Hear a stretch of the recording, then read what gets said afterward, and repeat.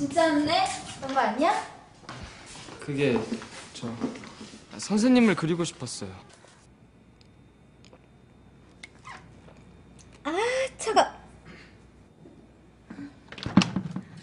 잠깐 옷 좀 갈아입고 올게.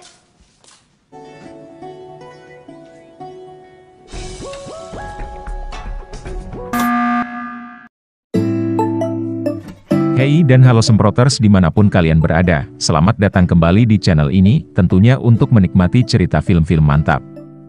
Membuat suatu mahakarya seni adalah suatu hal yang tidak mudah untuk dilakukan.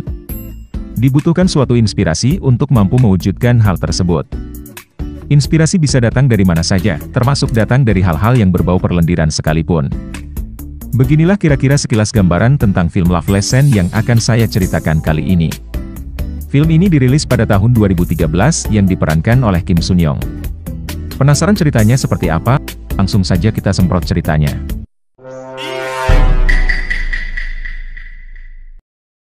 Cerita dimulai dengan memperlihatkan seorang wanita bernama Hisu yang berprofesi sebagai seorang pencipta lagu. Saat itu ia sedang menghadiri pesta yang diadakan oleh rekan kerjanya. Baru saja ia sampai di sana, ia langsung pergi dari pesta tersebut karena ia sepertinya tidak menyukai pestanya. Salah satu temannya yang bernama Jung Min mengejarnya dan menggerayanginya di dalam lift. Ketika pintu lift terbuka, ada seorang anak muda yang bernama Seon Ho melihat mereka yang sedang pemanasan di lift, sampai-sampai dia tidak jadi masuk ke lift. Setelah selesai 4646 dengan Jung Min, ia mendapatkan telepon dari kantor dan memintanya untuk segera datang. Sesampainya di kantor, Hisu mendapatkan sebuah masalah, di mana ia belum juga menyelesaikan lagu yang sudah dipesan oleh klien. Tentunya Hisu sangat stres, ia meminta waktu tambahan untuk menyelesaikan lagunya tersebut. Malam harinya, ia kembali bertemu dengan Seon Ho yang saat itu sedang bermesraan dengan pacarnya. Kemesraan mereka berdua tiba-tiba berhenti ketika tangan nakal Seon Ho mencoba untuk meraih gunung kembar pacarnya. Hisu yang melihat hal tersebut hanya tertawa melihatnya. Seon Ho kemudian kembali bertemu dengan Hisu di lift, di mana terlihat Seon Ho sepertinya tertarik dengan penampilan fisik dari Tante Hisu. Hisu dan rekan kerja lainnya kembali mengadakan pertemuan di tempat karaoke. Di sana mereka mencoba untuk memecahkan permasalahan, namun mereka malah berpesta yang membuat Hisu kesal dan pergi meninggalkan mereka. Ia pergi ke suatu bar dan di sana ia melihat mantan pacarnya. Karena itu ia kembali pergi meninggalkan bar tersebut agar dia tidak bertemu dengan mantannya. Keesokan harinya, Hisu kembali datang ke studionya menemui Bungsu, dan lagi-lagi ia dibuat kesal karena melihat penyanyi yang bersuara buruk, yang mana nantinya penyanyi itulah yang akan menyanyikan lagu ciptaannya. Bungsu berdalih kalau hanya orang tersebutlah yang ia bisa bayar murah untuk menyanyikan lagunya. Kembali ia pergi ke bar untuk menenangkan dirinya, kemudian datanglah Jung Min yang berencana untuk membungkus Hisu. Dan benar saja, Jung Min mengeksekusi Hisu di mobil, namun sialnya kali ini Hisu yang sedang sangat stres tidak ingin melakukannya. Ia kemudian pergi meninggalkan Jung Min ke sebuah minimarket. Di sanalah ia kembali bertemu dengan Seon Ho, dan entah kenapa, dia tiba-tiba mendapatkan inspirasi untuk menulis lagu ketika melihat Seon Ho. Cerita berlanjut keesokan harinya, di mana Seon Ho sedang bermain basket dengan si Gembrot, dan karena kelelahan mereka pun pergi untuk membeli minuman. Tiba-tiba, Hisu datang melewati mereka berdua dan masuk ke sebuah gedung. Seon Ho dan temannya pun mengikutinya, dan ternyata di gedung itu, Hisu sedang menjadi pembicara sebuah seminar musik. Seon Ho yang memang tertarik dengan Hisu seketika berfantasi liar ketika menonton tante idolanya tersebut. 그 찰나의 순간은 뭐야? 왜 저러는 거야? Ia kemudian pergi ke toilet untuk kembali menikmati imajinasi liarnya tersebut. Datanglah si Gembrot menghentikan imajinasinya, ia kemudian mengajak Seon Ho untuk menemui Hisu, untuk meminta nomor HP Hisu. Nasib apes dialami oleh si Gembrot, di mana ternyata Hisu memberikan nomor palsu kepadanya, namun di sisi lain Seon Ho mendapatkan nomor asli dari Hisu. Saat itu juga Seon Ho menghubungi Hisu dan memintanya untuk menjadi guru les privat pianonya. Hisu dengan senang hati menerima tawaran dari Seon Ho, ia kemudian menyuruh Seon Ho untuk datang ke apartemennya. Di sanalah Hisu mengajarkan Seon Ho cara untuk memencet-mencet piano, juga cara memencet-mencet hal lainnya yang tentunya lebih mantap. Nampak Hisu dengan liarnya menggoda si Seon Ho, namun karena Seon Ho tidak siap jasmani dan rohani untuk menerima godaan tersebut, ia meminta izin untuk pulang. Setelah itu, Hisu ternyata kembali mendapatkan inspirasi untuk membuat lagu, dan dari situlah ia sadar bahwa ia selalu mendapatkan inspirasi dari Brondong tersebut. Di rumahnya, ternyata Seunho sedang berimajinasi liar tentang guru privat barunya tersebut dibantu oleh si Tari yang selalu setia menemani fantasi liarnya.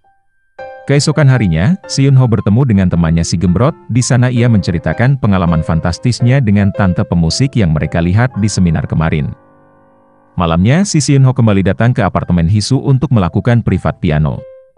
Namun bukan privat piano yang didapatnya, ia justru mendapatkan privat edukasi seksual yang tidak hanya berfokus kepada teori, namun ia juga mendapatkan praktek langsung dengan gurunya.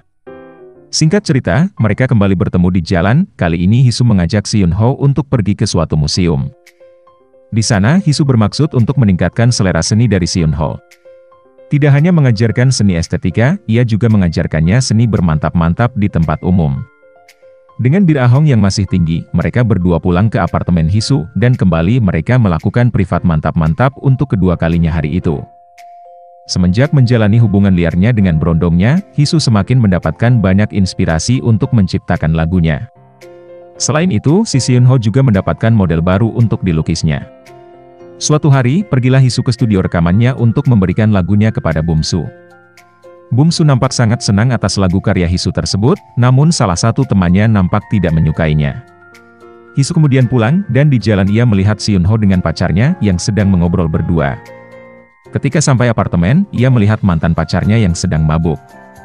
Lalu dengan ganasnya mantan pacarnya tersebut mengeksekusi Hisu di dalam kamar. Saat itu Seunho yang sedang memikirkan guru privatnya, pergi ke apartemen gurunya dengan maksud untuk kembali mendapatkan jatah. Namun sial, ia malah menyaksikan langsung Hisu yang sedang ditunggangi oleh mantan pacarnya. Hatinya pun hancur dan ia kembali pulang ke rumahnya.